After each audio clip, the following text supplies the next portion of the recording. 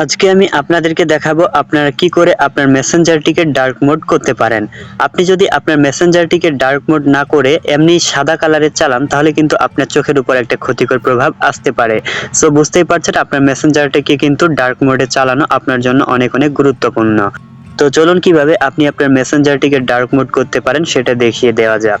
এর জন্য সবার প্রথমেই আপনি আপনার মেসেঞ্জারটিকে ওপেন করে নেবেন। তো দেখতেই পাচ্ছেন আমার মেসেঞ্জারটি কিন্তু এখানে রয়েছে সাদা কালারের, যেটা আমার চোখের জন্য অনেক ক্ষতিকর। তো এখন এটাকে আমি কিভাবে ডার্ক মোড করতে পারি, এর জন্য আপনি উপরে একটা 3 ডট আইকন পেয়ে যাবেন, সেটার উপর ক্লিক করবেন।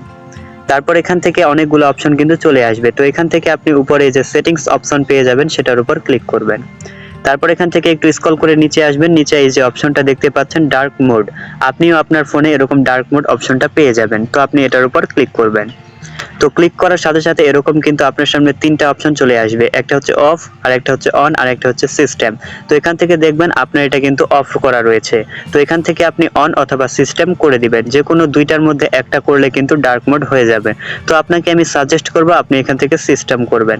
তো সিস্টেমে দেওয়ার সাথে সাথে কিন্তু দেখতে পাচ্ছেন আমার কিন্তু মেসেঞ্জারটি সম্পূর্ণ একেবারে ডার্ক মোডে হয়ে গেছে, অর্থাৎ কালো কালার হয়ে গেছে। এখন আমি যতই চালাই না কেন আমার চোখের কিন্তু তেমন কোনো ক্ষতি হবে না। আর আপনি যদি চান আপনিও এভাবে খুব সহজে আপনার মেসেঞ্জারটিকে ডার্ক মোড করতে পারেন। আর গত সপ্তাহে আমি দেখিয়েছিলাম কিভাবে ফেসবুককে ডার্ক মোড করতে পারেন। আপনি যদি ফেসবুককে ডার্ক মোড করতে চান তাহলে আপনি আমার ডেসক্রিপশন বক্স থেকে লিংকে ক্লিক করে ওই ভিডিওটাকেও দেখে নিতে পারেন। তো এতক্ষণ পর্যন্ত সাথে থাকার জন্য ধন্যবাদ। দেখা হবে আবারও নতুন কোনো ভিডিও নিয়ে।